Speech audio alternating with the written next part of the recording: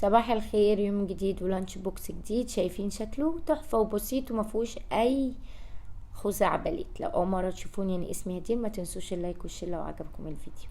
اول حاجة جبنا اللانش بوكس بتاعنا، حطينا 2 بسكوت من الدايجستيف وكمان قراميش بالجبنة. حاجة كده بتبقى ايه تحفة، لازم تعملي ميكس بين الحلو والحادق، بيبقى جميل جدا. بعد كده جبنا الشيري توميتو، قطعناها كده انصاف صغننه بحيث ان هما يقدروا ياكلوها.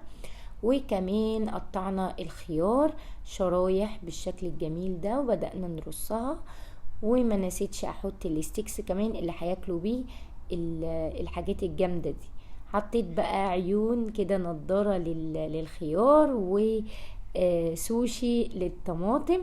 وكان عندي شويه مكسرات، حطينا مكسرات بالجبنه وجوافة قطعناها شرايح وشلنا البذور الداخلية بتاعتها علشان يقدروا ياكلوها بطريقة سهلة وتكون خفيفة عليهم في الأكل. وحطيت كمان الستيكس اللي هياكلوا بيه. جبنا الخبز بتاعنا، الخبزية عندي كبيرة فقسمتها نصين، نص دهنته جبنة وحطيت معاه خس ولفيته رول وبدأت أقطعه شرايح.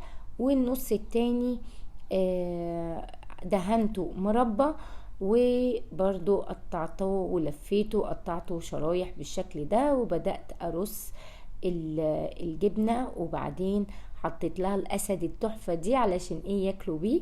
وبعدين لفينا المربى رول وقطعناها شرايح زي ما بين عندكم في الفيديو. وده كانت نهاية اللانش بوكس بتاعنا، خفيف وسهل وصحي، ويا رب يكون عجبكم. انتظروني في فيديو جديد ولانش بوكس جديد. مع السلامة، باي باي.